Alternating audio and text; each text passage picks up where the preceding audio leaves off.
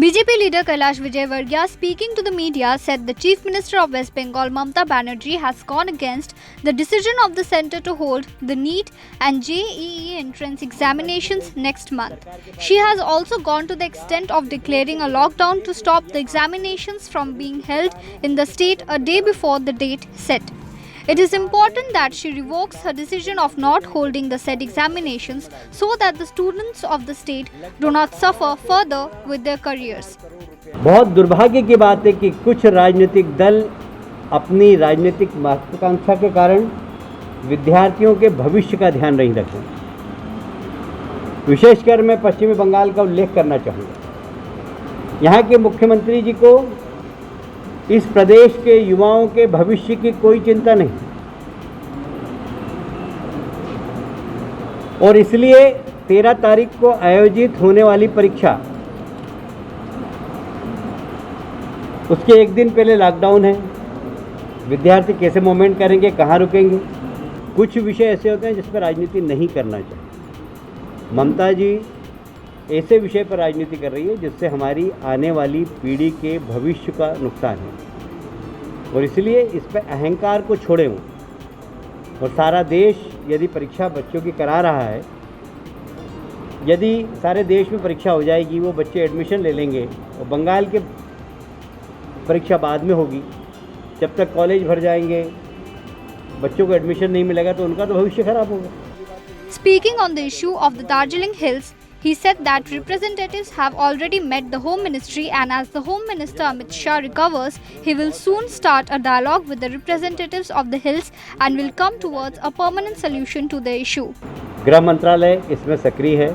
पिछले दिनों विमल गुरुंग जी गृह मंत्री जी से मिले भी थे।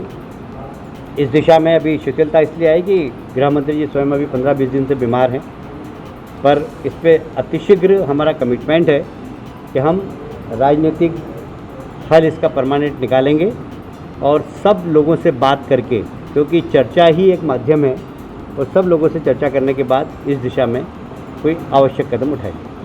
He also said that the Bengal government has missed out on around 15,000 crores that would have been allotted to the farmers in the state due to their own negligence. पश्चिमी बंगाल के किसानों से कहा कि आप ऑनलाइन आवेदन करिए। 21 लाख किसानों ने ऑनलाइन आवेदन किया।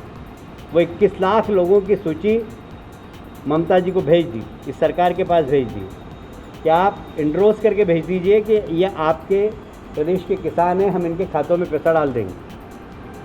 सरकार ने उन 21 लाख को जो नाम भेजे हैं केंद्र सरकार ने, उसको डस्टबिन में डाल दिया। लगभग 12 से 15 हज़ार करोड़ रुपया पश्चिमी बंगाल के किसानों को मिलना चाहिए। जो प्रधानमंत्री किसान सम्मान निधि की राशि है वो नहीं मिली है, सरकार की लापरवाही के कारण, सरकार की गैर जिम्मेदार नीति के कारण। Later, he visited the residence of late Abhijit Roy, the Siliguri BJP leader, and met his family. He assured them of the full support of the party now and in the near future. The Siliguri Metropolitan Police on a tip-off arrested 4 youth who were waiting for a customer on 2 motorcycles from the Prakash Nagar area on Saturday night. 250 grams brown sugar worth 2 lakh rupees was seized from them by the officials of the Bhakti Nagar police station. The 4 accused were produced at the Jalpaiguri District Court on Sunday. Police are investigating the source of the drugs. The 4 accused were involved in drug peddling for quite some time in the city. Please like our Facebook page and do subscribe to our YouTube channel. Hit the bell icon to never miss the latest updates from News at 9.